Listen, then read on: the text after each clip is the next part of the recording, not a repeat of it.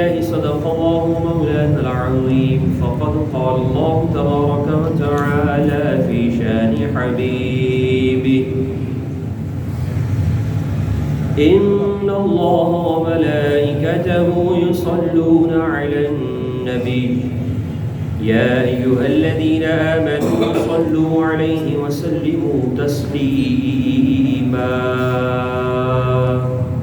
درود پاک پڑھ لیں الصلاۃ والسلام علیک یا رسول اللہ وعلی آلک واصحابک یا حبیب اللہ الصلاۃ والسلام علیک یا نبی اللہ وعلی آلک واصحابک یا نبی اللہ سب سے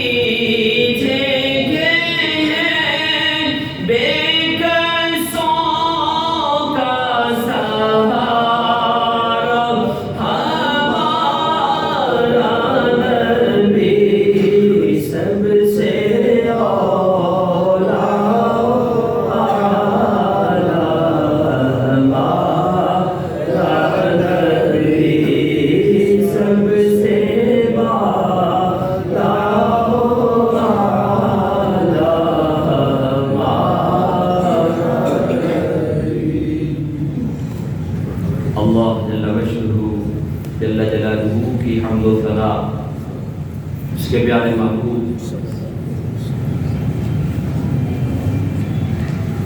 دو جہاں سرور کون و مکان تاجدار انبیاء جناب حضرت سیدنا محمد رسول اللہ صلی اللہ تعالی علیہ وآلہ وسلم کی بارگاہ بے کس پناہ میں ہدیہ درود و سلام نذرانہ عقیدت و محبت عرض کرنے کے بعد نہایت ہی واجب الاحترام مسند صدارت پر دل وگر حضرت علامہ مولانا نصرت عباس سیالوی صاحب دامت برکاتہ العالیہ اور اس محفل کی سرپرستی فرمانے والے اس مسجد کے امام حافظ القاری حافظ محمد سلطان صاحب دامت برکاتہ العالیہ اور میرے عزیز مسلمان بھائیوں، اللہ پاک کا کرم ہے اور یہ ہماری خوش نصیبی ہے کہ ہم مسجد میں بیٹھے ہیں۔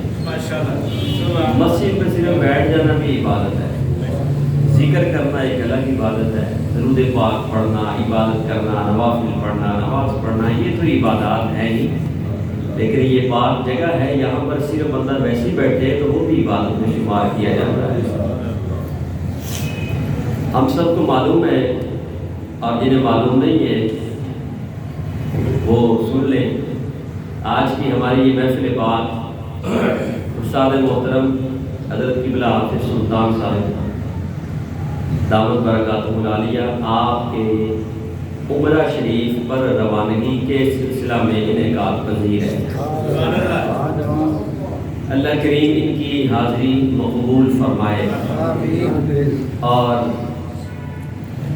ان کے صدقے سے، اس پیارے سفر مبارک کے صدقے سے ہماری بھی مغفرت فرمائے۔ تو پرخلوص ہو کر بیٹھے، انشاءاللہ تعالی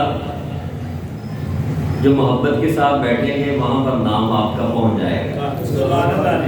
سارے دوست ذرا سامنے آ جائیں نا میرے، جو دور دور بیٹھے ہیں وہ سامنے آ جائے۔ بات ہوتی ہے محبت کی، ابتدا بھی محبت سے ہی کر لیتے ہیں رسول پاک صلی اللہ علیہ وآلہ وسلم کی پیاری حدیث پاک سے۔ رحمت دو عالم صلی اللہ علیہ وآلہ وسلم کی بارگاہ میں ایک صحابی رسول آئے، آ کر کہنے لگے متی الساعۃ یا رسول اللہ صلی اللہ علیہ وسلم، یا رسول اللہ صلی اللہ علیہ وسلم قیامت کب آئے گی؟ کتنا بڑا سوال ہے، قیامت کب آئے گی؟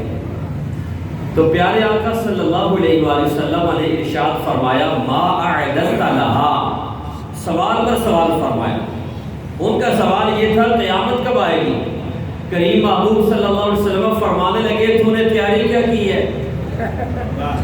تو بول اٹھے یا رسول اللہ صلی اللہ علیہ وسلم احب اللہ ورسولہ، میری تیاری صرف اتنی ہے کہ میں رب سے بھی پیار کرتا ہوں، رب کے محبوب سے بھی پیار کرتا ہوں۔ اب دیکھیے نا، انہوں نے اپنی وہ عبادتوں کی لسٹ نہیں بتائی کہ میں رات کو اٹھ کر نمازیں بھی پڑھتا ہوں، روزے بھی رکھتا ہوں، جہاد بھی کرتا ہوں، حج بھی کیے، عمرے بھی کیے، بڑی لمبی چوڑی لسٹ نہیں بتائی، صرف ایک جملہ بولا یا رسول اللہ صلی اللہ علیہ وسلم رب سے بھی پیار ہے، اللہ کے محبوب سے بھی محبت ہے۔ اب حضور سن رہے ہیں، اگر جواب غلط ہوتا تو حضور نے فرماتے کہ نہیں نہیں، میرا پوچھنے کا مقصد یہ نہیں تھا، میں تو یہ پوچھنا چاہتا تھا تو عبادت کیا کرتا ہے؟ جب انہوں نے کہا میں رب اور رسول سے پیار کرتا ہوں تو کریم آقا صلی اللہ علیہ وسلم نے فرمایا المرء مع من احب، فرمایا پھر سن لے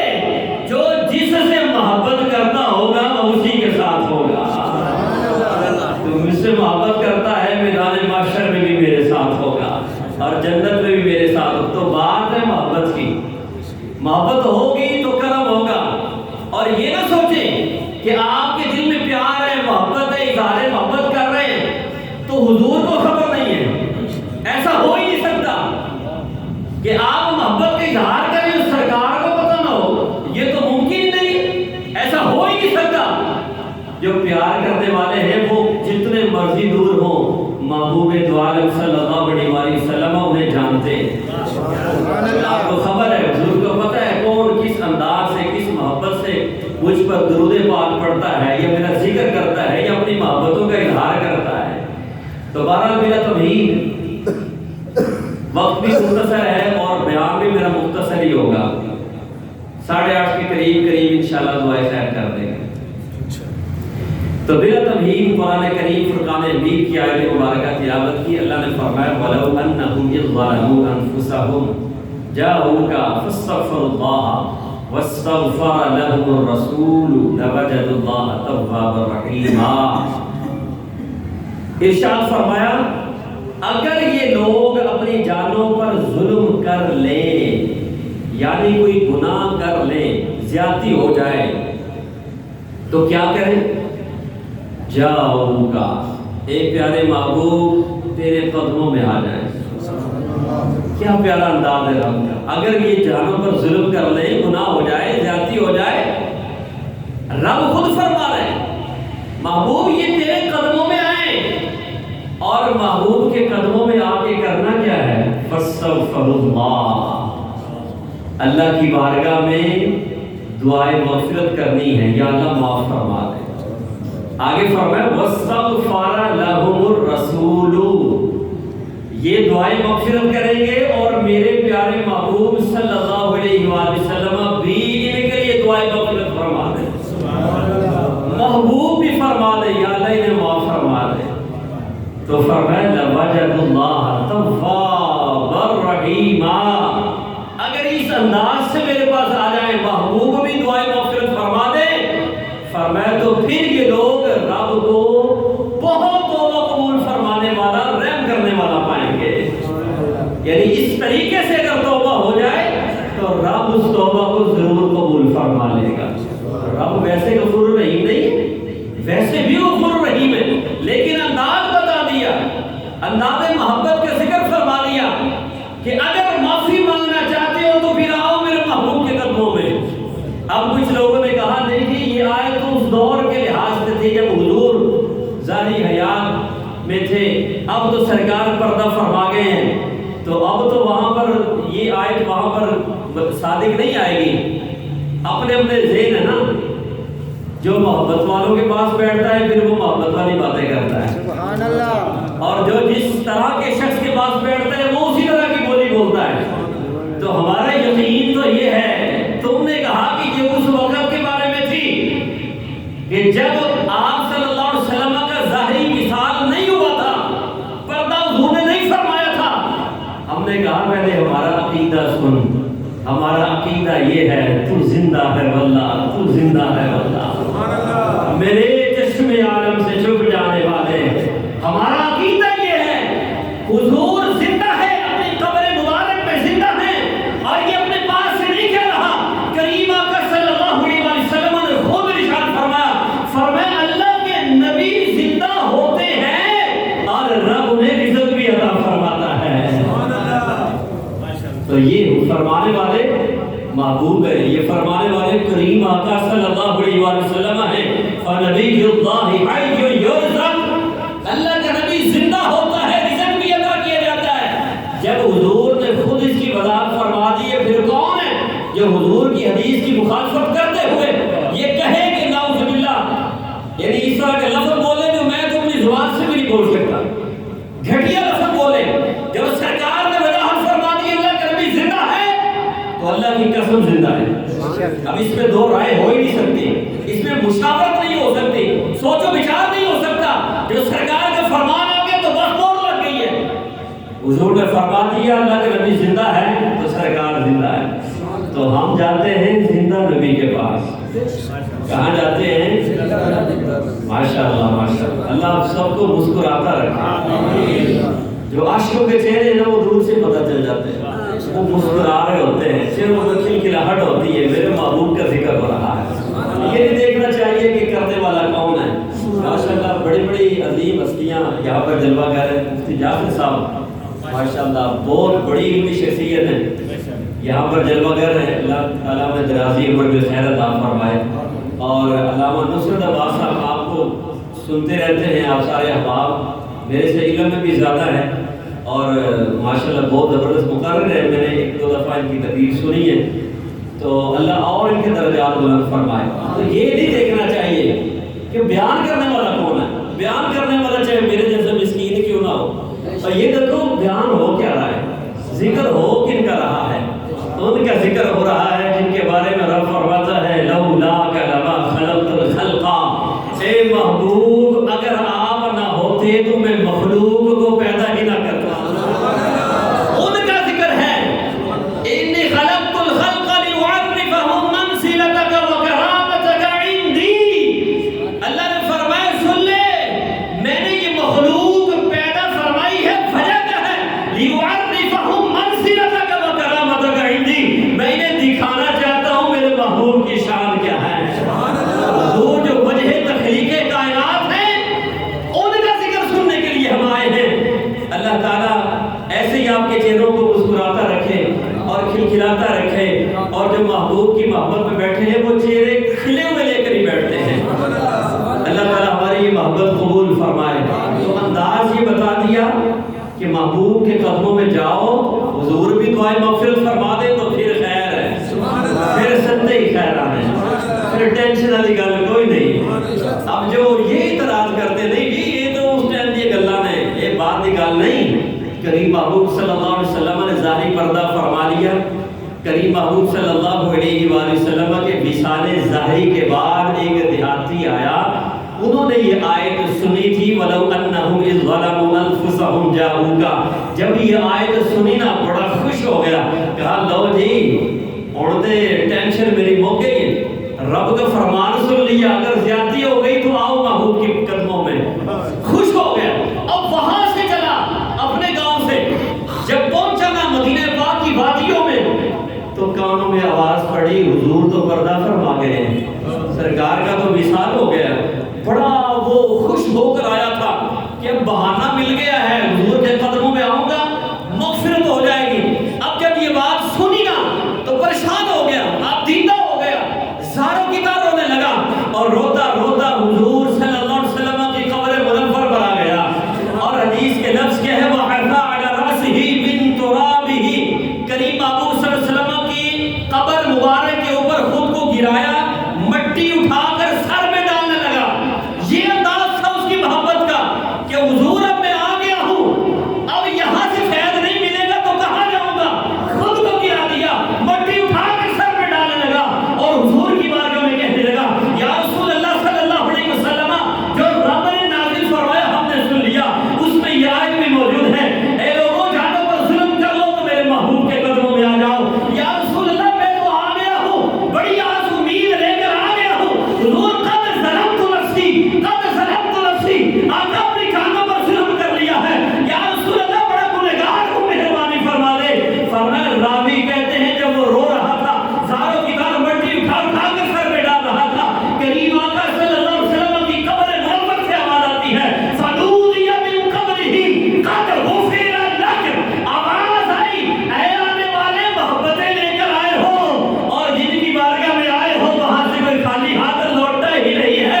قَدْ غُفِرَ لَكَ، قَدْ غُفِرَ لَكَ، اے آنے والے جا تیرے سارے گناہوں کو بخش دیا گیا ہے. یہ نہ سوچو کہ بھئی اس وقت کی بات تھی، اب نہیں کرم ہوگا، اب بھی ہوگا. محبتیں لے کر جاؤ، روتے ہوئے جاؤ حضور کی بارگاہ میں، گڑ گڑاتے ہوئے جاؤ، مٹی اٹھا کر وہ سر میں ڈال رہے ہیں، یعنی کمال عاجزی کا اظہار کر رہے ہیں. جھکا دو گردن کو تیرے محبوب پر اور رو کر کہو آقا میں آ گیا. یا رسول اللہ میں تو آ گیا ہوں اور آپ کو پتہ ہے میرے اعمال کا بدلہ تو جہنم ہی تھا، میں تو جاتا مگر سرکار نے جانے نہ دیا. یا رسول اللہ آپ کو پتہ ہے میری کرتوتوں کا، میرے کارنامے آپ کو پتہ ہے. یا رسول اللہ آ گیا ہوں، سر جھکائے، آنکھوں سے ایسے جاری ہو. پھر دیکھے محبوب کرم کیسے فرماتے ہیں.